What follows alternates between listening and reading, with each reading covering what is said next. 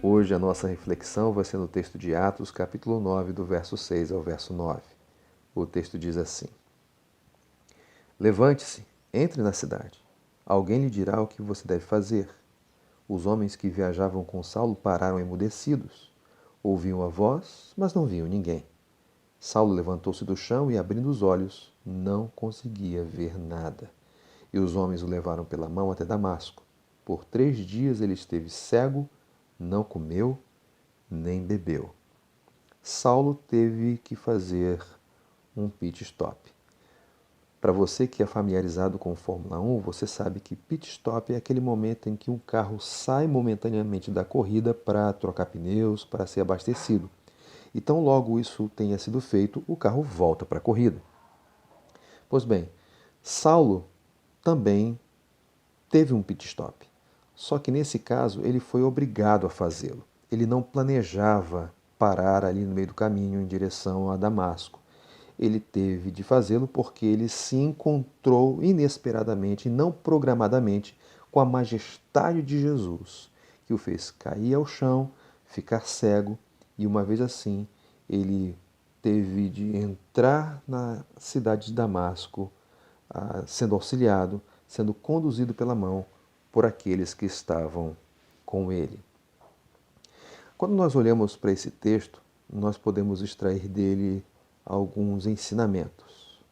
Você deve se lembrar, por exemplo, que tudo isso aqui aconteceu num cenário de perseguição. Saulo não estava indo para Damasco para fazer turismo, não para visitar familiares. Não, ele estava indo para lá para encontrar cristãos, prendê-los e levá-los para Jerusalém.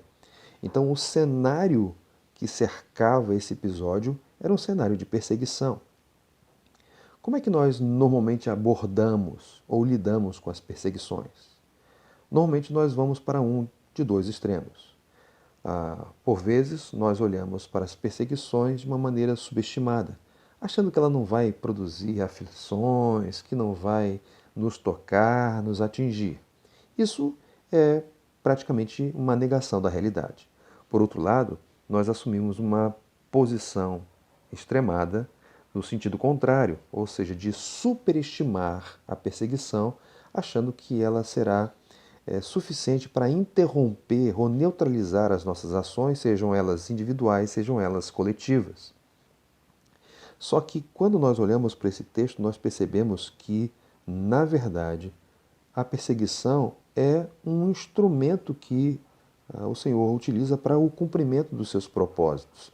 Não fosse esse cenário de perseguição, não fosse aquele desejo ardente, o zelo religioso de Paulo, ao ponto dele buscar perseguir cristãos, ele não iria para aquela estrada e, consequentemente, ele não teria aquela experiência. Mas foi justamente esse cenário de perseguição e aquele zelo religioso de Saulo que o levaram para aquela estrada, a estrada que fez com que ele se encontrasse com Jesus. Então, o que nós podemos aprender disso é que as circunstâncias, sejam elas quais forem, elas são instrumentos nas mãos de Jesus, do Senhor, para o cumprimento dos seus propósitos. Além disso, nós aprendemos também com esse texto que a vida cristã, seja ela no início, seja ela no meio ou próxima aí do seu encerramento, ela não é uma carreira solo. Aqui o apóstolo Paulo, na verdade Saulo, ele está no iniciozinho do seu processo de conversão. E já nesse início de processo de conversão, Saulo é chamado não para viver uma carreira solo, mas para contar com a ajuda de outras pessoas.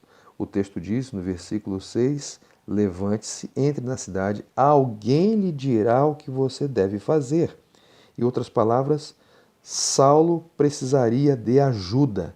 Saulo precisaria de uma orientação externa de uma outra pessoa.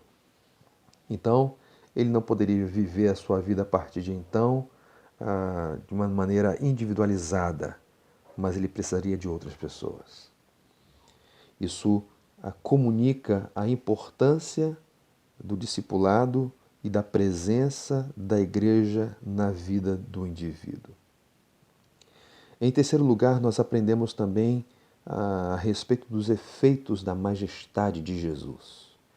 Aqueles homens foram interrompidos pelo brilho, pela majestade, pelo fulgor que emanava do Senhor dos Senhores, do Rei dos Reis, Jesus Cristo. Aquele brilho era tão intenso que a constituição humana não era suficiente para suportá-la, tanto que aqueles homens foram ao chão. E mais, no caso de Saulo, ele ficou cego. Aquele que era o terror da igreja, aquele que era o terror dos cristãos, aquele que devastava aos que pertenciam ao caminho, agora entra numa cidade humilhado, sendo conduzido pela mão. Isso tudo resultado da exposição de Saulo à majestade de Jesus.